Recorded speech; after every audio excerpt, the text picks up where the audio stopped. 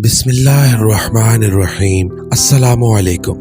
ہمارے اس چینل زندگی ایک سبق میں خوش آمدید۔ کچھ عرصہ پہلے مجھے ایک ضروری کام کے سلسلے میں شہر سے باہر جانا پڑا۔ راستے میں جب نماز عصر کا وقت ہوا تو میں ایک مسجد میں نماز کے لیے رک گیا۔ وضو والی جگہ پر کافی رش تھا۔ ایک صاحب نے بتایا کہ مسجد کی بیسمنٹ میں بھی وضو کی جگہ موجود ہے۔ میں اس طرف گیا تو وہاں مسجد کا مدرسہ تھا جہاں بچوں کی رہائش تھی اور ان کا سامان بھی وہاں پڑا ہوا تھا، اور انہیں بچوں کے لیے وہاں پر وضو کی جگہ بھی بنی ہوئی تھی۔ نماز میں کیونکہ ابھی کچھ وقت باقی تھا تو میں نے وضو کیا اور چھوٹے چھوٹے ننھے منھے بچوں کے ساتھ گپ شپ لگانے کے لیے ان کے پاس بیٹھ گیا۔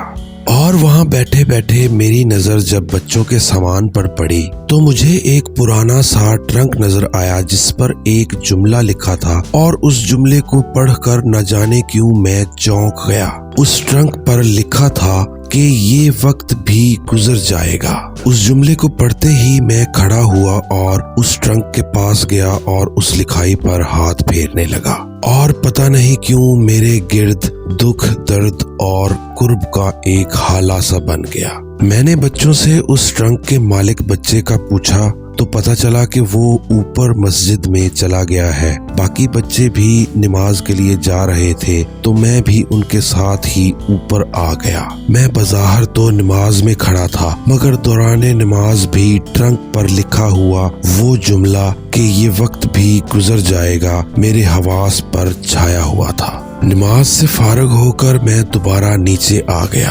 اور اس بچے سے ملا۔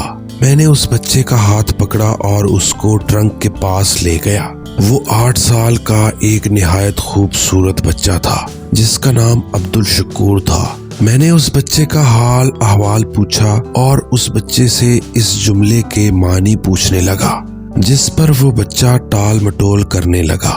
میں اصرار کرنے لگا کہ یہ جملہ آپ نے کہاں سے پڑھا ہے اور آپ نے اس ٹرنک پر یہ جملہ کیوں لکھوایا ہے، جس پر وہ بچہ مسکرایا، اور یوں مسکرایا کہ اس کی آنکھیں نم ہو گئی اور وہ اپنے آنسوؤں پر قابو نہ پا سکا۔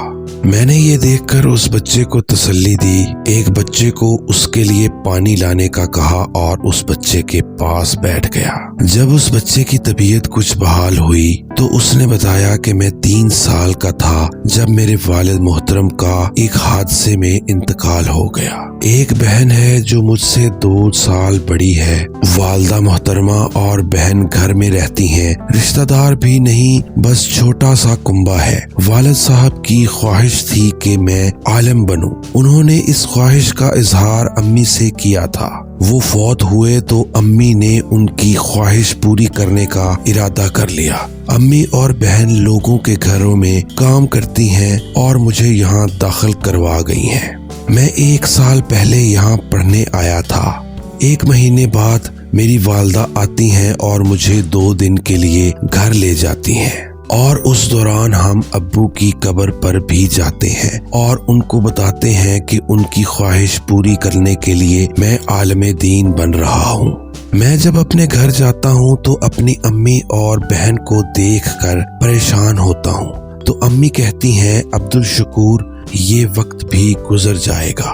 مجھے یہ بات بہت اچھی لگتی ہے۔ ایک دن ایک پینٹر انکل مسجد کا کام کرنے آئے تو میں نے ان سے کہہ کر اپنے ٹرنک پر یہ جملہ لکھوا لیا۔ کبھی کبھی رات مجھے بہت دیر تک نیند نہیں آتی، ابو یاد آتے ہیں، امی اور بہن کا کام کرنا یاد آتا ہے۔ میں بے چین ہوتا ہوں تو میں اٹھ کر اس جملے کو دہرا لیتا ہوں۔ احساس کا کوئی لمحہ آئے یا بچوں کے پاس کوئی ایسی چیز دیکھوں جو میں اپنی خواہش کے باوجود حاصل نہ کر سکوں تو میں اپنے اس ٹرنک کے سامنے آ کر کھڑا ہو جاتا ہوں اور پوری توجہ سے امی جی کی کہی ہوئی اس بات کو پڑھ لیتا ہوں۔ اس کے بعد اس بچے نے مجھے کیا کیا کہا میں آپ کو بیان نہیں کر سکتا۔ اگر ہم غور کریں تو ہمارے ارد گرد بہت سے ایسے بچے موجود ہیں کہ جن کے سروں پر ان کے والدین کا سایہ موجود نہیں، اور وقت بڑی بے رحمی سے ان کو روند رہا ہے۔ اگر اللہ پاک نے ہمیں رزق عنایت فرمایا ہے हमारा फर्ज बनता है कि हम ख्याल रखें कि हमारे इर्द गिर्द कोई ऐसा बच्चा तो मौजूद नहीं जिसके सर पर उसके वालिद का साया मौजूद ना हो। अल्लाह ताला के ये नन्हे मुन्ने मेहमान फरिश्ते हमारी तवज्जो के मुस्तहिक हैं। हमारा फर्ज है कि हम इनका ख्याल रखें, इससे हमारी ही आक़िबत संवरेगी। बाकी वक्त तो इनका भी गुजर ही जाएगा।